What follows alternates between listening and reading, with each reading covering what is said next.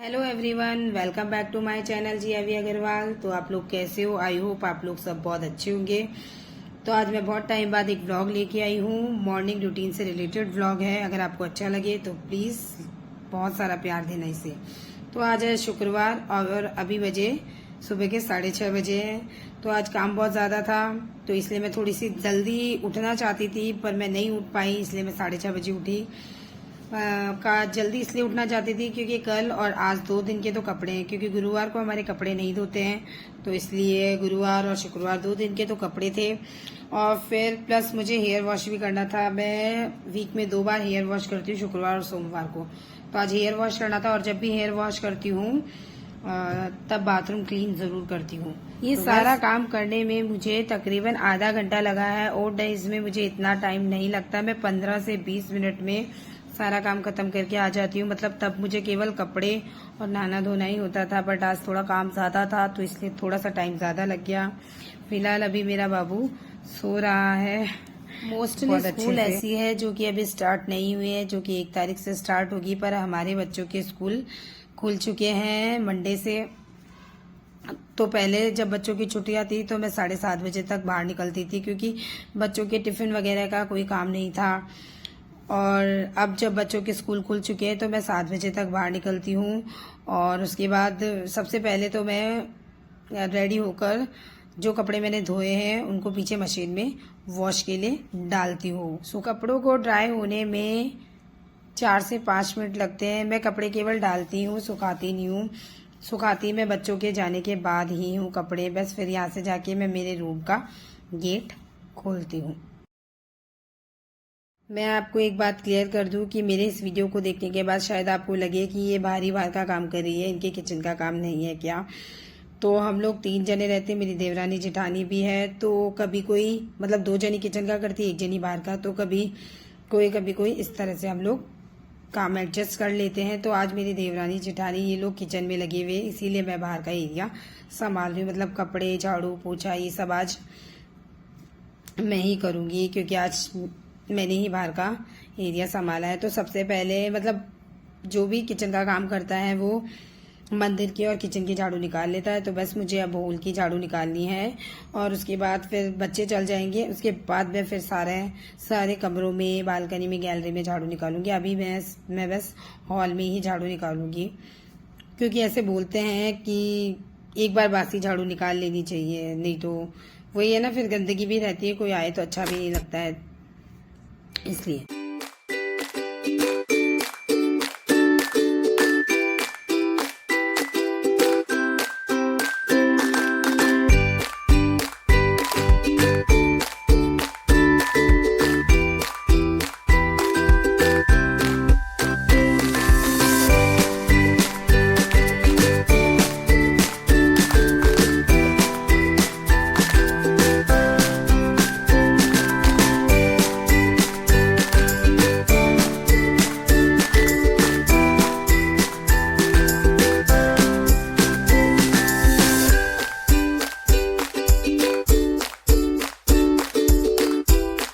Hall के area में झाड़ू लगाने में मुझे 5 से 7 मिनट लगती है। उसके बाद फिर यहाँ जो शूज और स्लीपर एरिया है वहां तक मैं झाड़ू पूरी निकाल देती हूँ। उसके बाद हम लोगों ने मैट रख रखी है, वो ऊपर सीढ़ियों की, छत की और नीचे ऊपर सब जगह झाड़ू निकालती है। झाड़ू के काम से फ्री होके फिर उसके बाद मैं पूजा पाठ करती हूँ। तो मैं हनुमान जी के पाठ करती हूँ। मतलब अभी 3-4 दिन से ही करने लगी हूँ। पहले करती थी, लेकिन फिर बच्चे के कारण मैंने छोड़ दिया था, तो अभी थोड़े दिन पहले ही मैं करने लगी हूँ। और उसके बाद फिर मैं तुलसा जी की दिया बत्ती करती हूँ और जल वगैरह सेचती हूँ। बस इतना ही करती हूँ, ज्यादा पूजा पाठ मैं नहीं करती हूँ।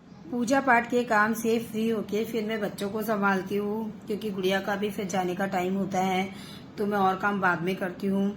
तो बच्चे अगर फ्रेश हो जाते हैं उसके बाद मैं उनको पेस्ट कराती हूँ। बड़ी वाली गुड़िया तो मेरी खुद से ब्रश कर लेती है, क्योंकि वो 5 से 6 साल की है, तो इसलिए वो खुद से ब्रश कर लेती है। छोटा वाला बाबू अभी मेरा 2.5 साल का ही है, तो मैं उसको ब्रश करवाती हूँ। करने की कोशिश तो वो खुद से करता है, पर वही है, वो जो ब्रश का लिक्विड होता है मुंह में उसको निगल लेता है, तो इसलिए फिर उसको ब्रश कराती हूँ। और उसके बाद दोनों होने के बाद मेरा छोटा वाला बाबू वो बहुत ज्यादा नाटक करता है कपड़े पहनने में। जिनके छोटे बच्चे वो तो ये सब जानते ही होंगे कि 2.5 से 3 साल के बच्चे बहुत ज्यादा नाटक करते हैं। तो उसको कैसे जैसे कपड़े पहनाती हूँ। उसके बाद मेरी गुड़िया खुद से पहन लेती है कपड़े, बस उसको स्कूल का ड्रेस पहनने में थोड़ी सी प्रॉब्लम होती है।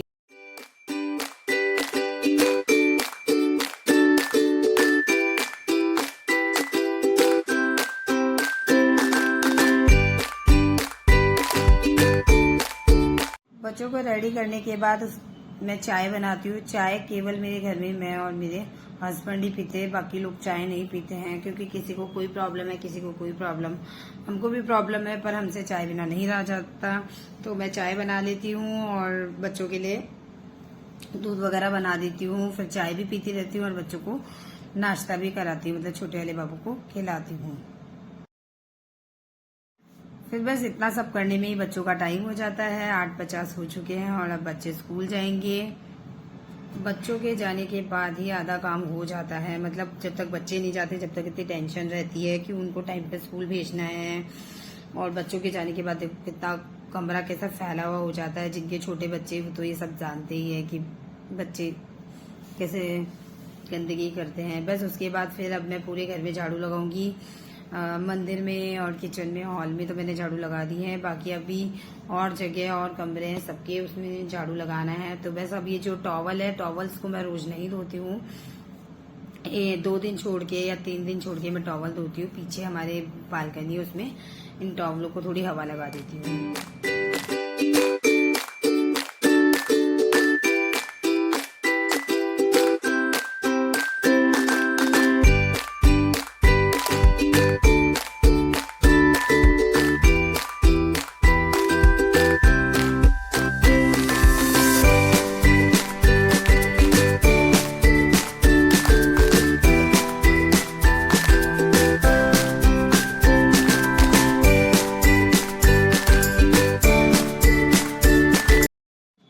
डस्टिंग करने के बाद उसके बाद मैं झाड़ू लगाती हूँ, और सबसे पहले झाड़ू मैं मेरे कमरे में ही लगाती हूँ, क्योंकि वहीं से शुरू करती हूँ।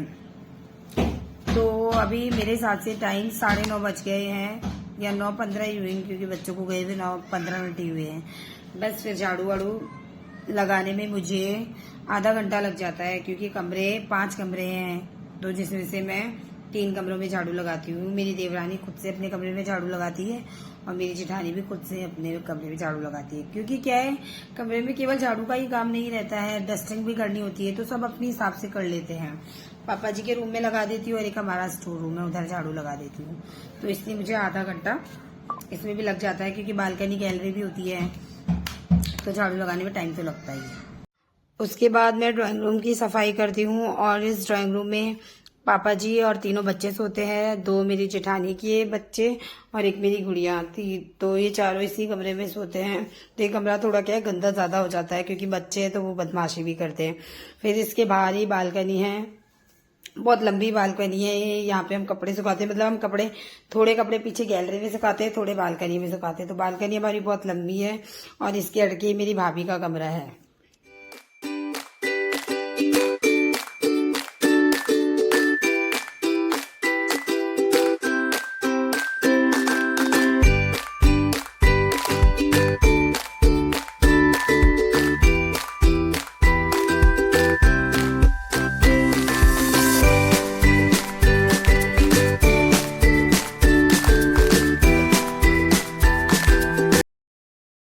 झाड़ू का काम पूरा होने के बाद फिर मैं या तो पोछा लगाती हूँ और नहीं तो कपड़े सुखाती हूँ, दोनों ऑप्शन रहते हैं। तो मैं आज तो कपड़े ही सुखा रही हूँ, क्योंकि हमेशा सेम रूटीन नहीं रहता है, कभी कुछ कभी कुछ। तो अभी मेरे हिसाब से टाइम 9:40 हो चुके हैं, तो अभी मैं कपड़े सुखा रही हूँ।